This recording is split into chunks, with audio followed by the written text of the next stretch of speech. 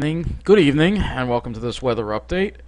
It is just before 10 p.m. on June 1st, 2019, and I know I did a very brief one earlier. We'll go over a little more thorough here because we want to go over, at the end of this video, we're going to talk about the rainfall in May. But first, of course, is the smoke. Bad air quality again. You can see the smoke coming out from it. Looks like maybe there's going to get a little rain over this area, so maybe we can get rid of some of this smoke. And it looks like there's clean air over here, so if we can get into this, we could have a nice Monday and Tuesday, perhaps. But anyway, lots of smoke and also some cirrus around today. And again, you have this interesting little disturbance over here that is looks like somewhat hybrid or maybe somewhat tropical in nature here off the east coast, which again is kind of unusual to see. And let's go shift to the radar now. And we do have some thunderstorms around. Shouldn't be anything severe tonight, but we might get a little light rain out of them. I don't think they'll hold together. We will look at the models in a moment. Let's look at the satellite. And again, looking at today's satellite loop, you can see, first of all, you can see these thunderstorms firing over Pennsylvania. You can also see the smoke. And you can also see the circulation. Look at the convection over here. So I'll let it run one more time so you can take a look at that loop there. And you can see the convection there around going on offshore there as it's hitting that really warm water. It's really firing up those the convection around the center of this storm. Let's. I don't think it is actually a actual storm. I'll just go to current storms and see if it's actually listed here. Invest 90. No, that's the only. I have the one by Gulf, and that's it. So it's not really being looked at as anything right now. We're going to go over the GFS because one of my viewers pointed out that there is some tropical activity being forecast into the GFS. So, see the high pressure builds down here. We're going to have a nice day Monday, Tuesday, and then that moves away, and then we get back into stall front syndrome and humidity for the rest of the week. And here is something that happens. So there is a tropical system over here that is forming in the Gulf. It looks like it hits. Now this is way out in the long range. The models, it can be completely off on this, and then it goes into the Atlantic, and so it kind of, and then it looks like that comes close to us. Now, again, the models have been all over the place. He was talking about the 12Z GFS, so let's actually look at the 12Z GFS and see. One of my viewers said that there was a storm. That's the 12Z. Well, yeah, this is the 12Z, and 06Z, let's take a look and see. Yeah, this is the one that had it impacting us. So it's just scary. Yeah, it had this storm forming in the Caribbean and then impacting us and taking a very track similar to Sandy and then just sitting there. So, again, this is what you have to worry about. This is what you have to worry about. Now, hypothetically, this is a little hypothetical. Let's go in and look at regions and see how strong this storm would be. Again, this is a fantasy storm. Obviously, it's way in the future, and it was on an earlier model run. It is not even on this run anymore.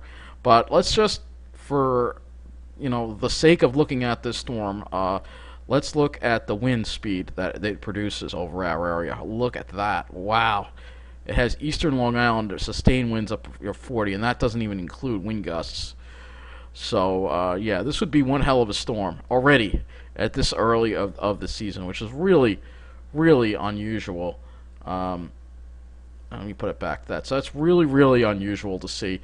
But again, this is an earlier run, and hopefully it is just a fluke because it's gone. Now we don't even have it. So we just have rain. So, but again, this is a reminder to those who want to set up their little enclave on the South Shore. This is what they're going to be risk at. Hurricanes, tropical storms causing flooding. But they seem to, it keeps getting taken care of no matter what. That's it's really aggravating to see. And anyway, let's look at the thermodynamics. Let's go look at what the temperatures will be doing as we go into the rest of this weekend and next week. So we're up near 80 tomorrow, probably a little humidity. Front comes through Monday, much cooler, much nicer Monday and Tuesday.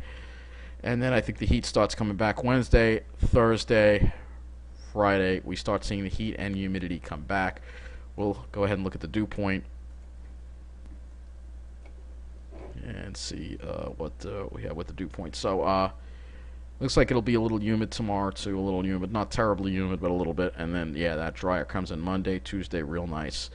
but the humidity starts creeping back by Thursday, and then maybe a little more relief by Friday. But you can see we're going to be playing with a stall front, so you better get out and enjoy Monday and Tuesday, because we're going to be playing with stall front syndrome again. Get that. And then as we go into the future, there's a lot of humidity that starts coming up. Look at that. That's that tropical moisture. We could have some real humid air. So, yeah, there it is. Again, so we'll have to bear this storm. That storm is forming the storm. It's wildly, speculating where, I mean, literally, the ranges are thousands of miles. So, I mean, that far out is really not all that accurate. Let's go back to the precipitation and look at the NAM and see when the next chances are. This is the 0Z. We'll have to put it back to the 18Z here. Alright, so here is the NAM, and you can see here we have this area of showers and thunderstorms. Kind of just dissipates it. Maybe a couple of showers overnight, early in the morning tomorrow, then dry, and then we have the cold front coming through, and that could trigger some severe thunderstorms. Slight risk. I think it's going to be mainly west, because you see what happens once it moves east. It kind of dissipates it, and then that's it. So that's it for the severe threat. But I'm going to see if we're going to get any clear skies. Now, of course, this doesn't pick up the smoke. We know there'll be tons of clouds around tomorrow. I'm hoping by Monday we get those clouds out of here, and if we can get a flow from the eastern part of Canada, not so much the western, we can get a clear day Monday and maybe Tuesday as well. We'll put this back over to the GFS and take a look at that. Monday, Tuesday. So here you go. Monday and Tuesday look nice. Maybe some cirrus by Tuesday afternoon, maybe. And then we're going to be stuck in the clouds for a while with that stall front again, playing with that stall front. Well, after that, we're going to be playing with that stall front for a while. So just keep that in mind. And the reason why we got the stall front syndrome is, we'll shift over to the CONUS view,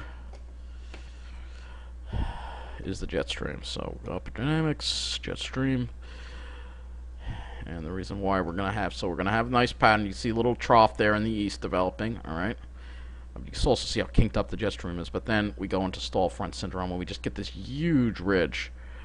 And when you have a ridge like that, you have nothing to push the tropical activity out to sea, and that's our concern that we have.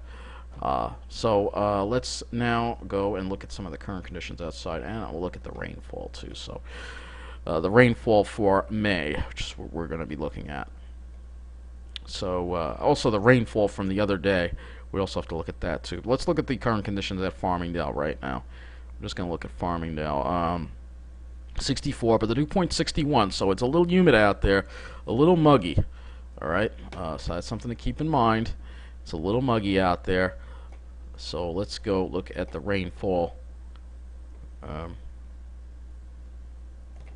Rainfall for first the rainfall for the last storm, which I didn't even go over. So I have to go over that too. The rainfall from our last rain event, which was this was compiled on May 31st. So this was compiled again with that last batch of rain we had. Pretty much parts of Connecticut got anywhere between 3/4, 1 inch. I'm not going to go over all these. Parts of New Jersey got a little more, 1.5 inches. Sayre County, Long Island, which is really what we're talking about here. Nassau County, some areas got 1.50 inches. So a very wet May, and a very typical ending to a wet May with anywhere between 1 and 1.5 inches falling across parts of Long Island, maybe a little more toward 3/4 of an inch in other areas. But anyway, now I'm going to go over the climate report. Actually, go over the climate report and look at the climate report. So let's go look at the climate report. So let's look at the climate report for Central Park here, and this is going to be for May of 2019. So here it is. So rainfall was 6.82 inches. All right, that's above normal significantly. Normal rainfall is 4.19 inches. And as far as the temperatures go, we were fairly close to average. for May, temperature-wise, at Central Park. But the rainfall was certainly heavier than was supposed to have. All right, and not a record, but heavier. We'll now look at iSlip as well for the monthly weather summary there for May as well. And I think it was a little wetter for iSlip. Let's see if it was. So, actually, no, 5.05 inches. All right, but the normal is supposed to be 3.78. So we were above normal significantly. And temperatures, let's see, just slightly above normal for May at iSlip. So that is looking at the climate there. We'll do one more. Let's look at Newark, because I think Newark was one of the wettest, I think, and they have records that go back a long time. So yes, Newark was one of the wetter ones, and it's 7.31 inches of rain for the month of May at Newark, which is significantly higher than it's supposed to be. Normal value 4.09.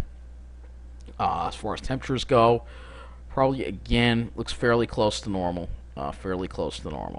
So mainly with May, it was a wet month, very wet, much wetter than it's supposed to be. So just a couple of things to note before I wrap up this weather update. Newark 7.31 inches was the 7th wettest May on record, and JFK's 6.76 inches was the 5th wettest May on record. So not the wettest May on record, but definitely up there in the top 10 for many observation stations. Anyway, that concludes this weather update. Have a good night.